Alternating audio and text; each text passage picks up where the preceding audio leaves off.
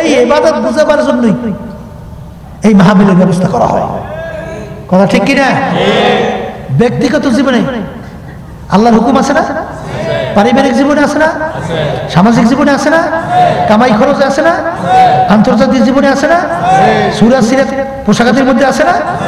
রাজনৈতিক ব্যাপারে আছে না? সর্বক্ষেত্রে আল্লাহর হুকুম আছে। কি কথা ঠিক কিনা? বর্তমানে কিন্তু এক সিনেমা বাজানরা আছে, তারা কিন্তু বলতে চায় হুজুর হুজুর আবার রাজনীতি করে কা? হুজুর রাজনীতি কে করে? আমার আব্বাজান রহমতুল্লাহ আলাইহি বলতেন, বাজার মনে করছেন আমি একেবারে বোকা, আমি কিচ্ছু বুঝি না। পীর মুরিদি কত মজার ব্যাপার, পীর মুরিদি কত মজার জিনিস, আর সর্বনাই পীর। কথা বলছে হাদিয়া তওবার অভাব নাই, সম্মানের শেষ নাই। মন্ত্রী এমপি এসে পায় সালাম করবে, এরপর কোনো প্রয়োজন এই বস্তা বলিয়ে কোনো সমস্যা নাই। কিন্তু রাজনীতি করলে এত সম্মান তো দূরের কথা, সুযোগ পেলে মারতেও চাইবে। মনে করছেন আমি বুঝি না, এটা মনে করছেন আপনারা আমি সব বুঝি। তা রাজনীতি করলে শেষ পর্যন্ত কাটাযুক্ত পথ। আব্বাজান রহমাতুল্লাহি আলাইহি তার বিরুদ্ধে বাংলাদেশের ভিতরে প্রায় 18টা কেস হয়েছিল না? জানেন না? কেস হয়েছিল না? শুধু কেস না, আব্বাজান রহমাতুল্লাহি আলাইহি বগুড়া শের থানা আব্বাজানের গাড়ির উপর আক্রমণ করিয়া গাড়ি পর্যন্ত কাজ ভাঙিয়ে ফেলাইছে। কথা বুঝছেন? তাইলে এই কাটাযুক্ত পথ, এই পথে কেউ মেয়ে হাঁটে? হ্যাঁ, কিন্তু আব্বাজান রহমাতুল্লাহ আলাইহি বলতেন যে আমি রাজনীতি পথে নামছি কেন? ইবাদতের উদ্দেশ্যে। আবার কোন কি উদ্দেশ্যে? আল্লাহর হুকুম পালন করার জন্য। কলে হুজুর তা কেমন? হ্যাঁ, আল্লাহর হুকুমটা কি? আল্লাহ রাব্বুল আলামিন কোরআনুল কারীমে বলেন, ওমান লাম ইয়াহকুম বিমা আনজালাল্লাহ ফাউলাইকা হুমুল কাফিরুন ফাউলাইকা হুমুজ জালিমুন ফাউলাইকা হুমুল ফাসিকুন।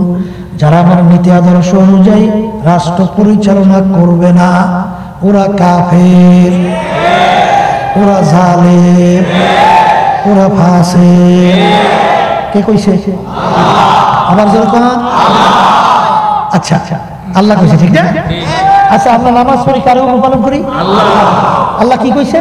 আকিমুস সালাহ, তোমরা নামাজ প্রতিষ্ঠা করো। নামাজ পড়তে কয় না, নামাজ কি করছে? এখন প্রতিষ্ঠা কাকে বলে? নিজে নামাজ পড়লেই হবে না, ছেলে সন্তান স্ত্রী তোমার আয়ত্তের মধ্যে যারা, তাদেরকে নামাজ পড়াও। তুমি যদি এলাকার মাতুব্বর হও, এলাকার লোক দেখে নামাজ পড়াবার জন্য চেষ্টা করো। কথা ঠিক না? এই এলাকার মাতুব্বর হইলে যে নামাজই বাড়ে, বাস্তবতা আছে না নাই? আমার এখনো মনে আছে 2003 সাল আমি সরবরাহ ইউনিয়নে চেয়ারম্যান প্রার্থী হিসেবে দাঁড় হয়েছিলাম। 2003 চেয়ারম্যান প্রার্থী। অন্য দলীয় এক লোক আমাদের স্টেজে এসে বক্তব্য দিতে আসে, অন্য দলীয় বলতেছে আমার কথা উল্লেখ করিয়া যে সে যদি চেয়ারম্যান হয় এলাকার কি উন্নয়ন হবে তা জানি না, তবে নামাজি সংখ্যা বাড়বে। কি সংখ্যা বাড়বে? আচ্ছা, আলহামদুলিল্লাহ আমি তো চেয়ারম্যান হয়ে গেছি। হয়ে যাওয়ার পরে বুঝলেন, এখন এলাকার বড় বড় মেয়ারা চেয়ারম্যানের সঙ্গে সালিশ ব্যবস্থায় বসে না? বসে তো। এখন ওদিকে নামাজের সময় হয়েছে, এখন আমি তো নামাজ পড়তে রওনা করছি। এখন বড় মেয়ারা যারা আমার সঙ্গে বসা, হ্যাঁ কি করবে? কি বিপদে বসে না? এখন নামাজে না গেলে দেখায় কেমন? চেয়ারম্যান নামাজ পড়ে, এখন আমরা না গেলে দেখায় কেমন? এখন আমি নামাজে গেছি, এরাও নামাজে যায়। এখন যাইতে যদি নামাজের সংখ্যা বাড়ে কি? তাহলে এলাকার একটা চেয়ারম্যান হইলে যদি এলাকার নামাজি সংখ্যা বাড়ে, একটা এমপি যদি নামাজি হয় আরো বাড়ে না? এই একটা মন্ত্রী যদি নামাজি হয়, এই প্রধানমন্ত্রী যদি নামাজি হয়, এই প্রেসিডেন্ট যদি নামাজি হয় আর বাড়ে না, তাইলে বুঝা গেল নামাজি হইলে নামাজি সংখ্যা বাড়ে, ঠিক কি না? কিন্তু এক শ্রেণী আমার বাজাররা আছে, পর্দা হলে মামুনরা আছে, এই দল করে, দলের নেতা নেত্রী সমর্থন করে। নামাজ তো ভালো কথা, বুঝলেন, শয়তানের শেষ নাই। হেই আবার স্লোগান দেয়, ওদিকে নামাজ পড়তে গেছে আল্লাহকে রাজি খুশির জন্য, এই নামাজের ভিতরে সেজদায় পড়িয়া আল্লাহ তাসবিহ আদায় করে না, সুবহানা রাব্বিয়াল আ'লা, তাসবিহ আদায় করছে না? আবার রুকুতে গিয়ে তাসবিহ আদায় করে সুবহানা রাব্বিয়াল আযীম। তাসবিহ আদায় করিয়া আল্লাহকে খুশি করার জন্য তাসবিহ আদায় করছে। এখন বাহিরে নাই মিয়া, এখন স্লোগান দেয়, আমার নেতার চরিত্র ফুলের মতো পবিত্র, নামাজ পড়ে না একত্র, আবার দাঁড়াইয়া দাঁড়াইয়া প্রসাব, মানে প্রসাব করে, কথা বলছে। হ্যাঁ নেতার বলে ফুলের মতো চরিত্র, তাই শয়তানের চরিত্র হইবে কি? কথা বল না কা? কিয়ামতের ময়দানে উঠবে জিনার গুনাহ আমল নামায় ভরা, সুদের গুনাহ ভরা, ঘুষের গুনাহ ভরা, মিথ্যার গুনাহ ভরা, জুলুমের গুনাহ ভরা। জিজ্ঞাসা করবে মালিক, এত তো জিনা আমি করি নাই, এত জিনার গুনাহ আমার আমল নামায় কেন? আমি তো এত জুলুম করি নাই, এত জুলুমের গুনাহ কেন? হে আমার মালিক, এত তো মিথ্যা কথা আমি বলি নাই, এত মিথ্যা কথার গুনাহ আমার আমল নামায় কেন? মালিক আমি তো লুটপাট চুরি করি নাই, এত চুরির গুনাহ আমার আমল নামায় কেন? আল্লাহ রাব্বুল আলামিন বলবেন, তোর সহযোগিতার মাধ্যমে যাকে তুই ক্ষমতায় নিছিলি, নেওয়ার পরে ওই ক্ষমতা পাইয়া যত গুনাহ করছে, এই বেশ্যাবৃত্তির লাইসেন্স, গান বাজনার বেহায়াপনা, অশ্লীলতা, মদের লাইসেন্স, যত ক্ষমতা পাইয়া যত অপকর্মের বৈধতা দিছে, ওই একটা গুনার অংশ তোর আমল নামায় জমা হয়েছে।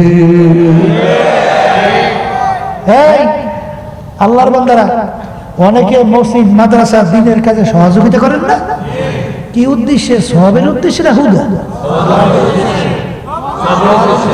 হ্যাঁ, এই ভালো কাজের সহযোগিতা করছেন নেকের উদ্দেশ্যে। তাই যাদের মাধ্যমে খারাপ কাজ সংগঠিত হবে তাদেরকে সমর্থন দিয়া, তাদের সহযোগিতা করিয়া ক্ষমতায় নেওয়ার পরে এই গুণ আর বাক নিতে মনে চায় না, এ আমার জোরে কয় না। হ্যাঁ না, নেবেন কে? আমি তো হুজুরই হয়েছে, আপনি সেজদা দিয়ে কপালে দাগ পড়াইছেন, আপনি 10 বার হজ করছেন, আপনি না আজি সাহেব না, আপনি তসবিহ খালি জিকির করেন, অসুবিধা কি? তাহাজ্জুদের নামাজ তো বাদ নাই,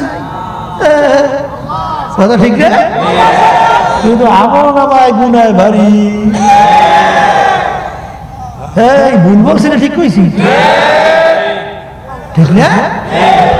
এই যে আমার আব্বাজান রহমাতুল্লাহ আলাইহি বলতেন, বাজার আমার ভোট আর ভোট ভোট বুঝেন তো, অনেকে ভোট কিন্তু বুঝে না।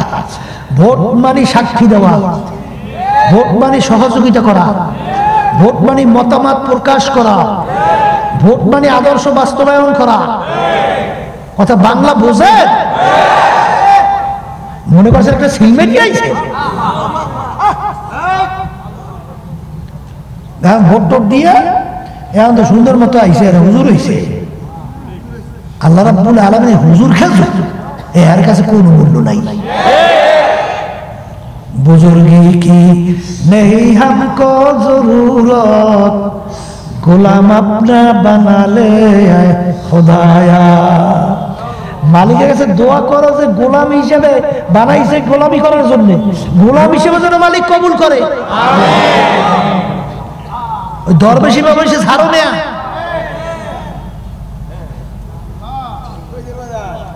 সেই কথা বলতে চাইছিলাম, আব্বাজান রহমাতুল্লাহি আলাইহি বলছিলেন যে আমার ভোট হওয়ার পরে জীবনে ভোট দিছি কয়েকটা, কারণ আমি চিন্তা ভাবনা করে দেখছি আমার কামাই আমি করি, আমার কামাই আমার খাও আমি খাই, আমি কষ্ট করি কামাই করি, এইবার বেহুদে একজনের সহযোগিতা করবো, আরে ক্ষমতা যাইয়া আমার সহযোগিতা পাইয়া এইবার চুরি করবে, বদমাইশি করবে, এই জুলুম করবে, মিথ্যাচার করবে, আর হেয়ের গুণে আমার আমল নামায় বাগি নেব, অত পাগল আমি ফজলুল করিম হই নেই, অত পাগল হই নেই।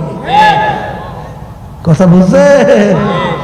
এই যে আমার বাজারদেরকে বলো, পর্দা আলেম আপনাদেরকে বলো, আব্বাজান রহমাতুল্লাহি আলাইহি বলছিলেন, আমি যে কথা বলতেছি যে মালিক বলছেন নামাজ কি করো, আবার কায়েম তো অনেক সময় বুঝবেন না, বলে প্রতিষ্ঠা করো, প্রতিষ্ঠা করো, নিজে বললে হবে না। এই তোমার বিবি বাচ্চা, সমাজ, রাষ্ট্র পর্যন্ত নামাজি বানাবার চেষ্টা করো, কথা ঠিক কিনা? তাইলে আল্লাহ বলছেন নামাজ প্রতিষ্ঠা করো, ঠিক না? এখন আল্লাহ রাব্বুল আলামিন তো ওই কোরআনুল কারীমের ভিতরে বলছেন আকিমুদ্দিন, কি কইছে? এখানে আল্লাহ কয় না তুমি নিজে দিন অনুযায়ী চলো, এটা কয় নাই। এই কয় না যে তুমি ব্যক্তি নিজে দিন অনুযায়ী চলো, বলছে? বলছে? দিন কাকে বলে?